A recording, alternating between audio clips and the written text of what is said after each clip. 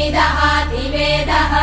स नः पश्यदति दुर्गाणि विश्वा नावेव सिन्धुम् दुरितात्यग्निः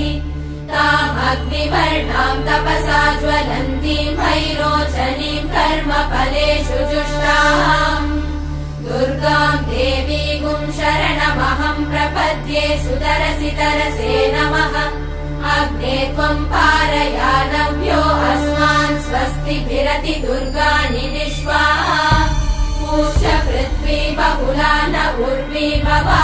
भवातोकायतनयाय शम्योः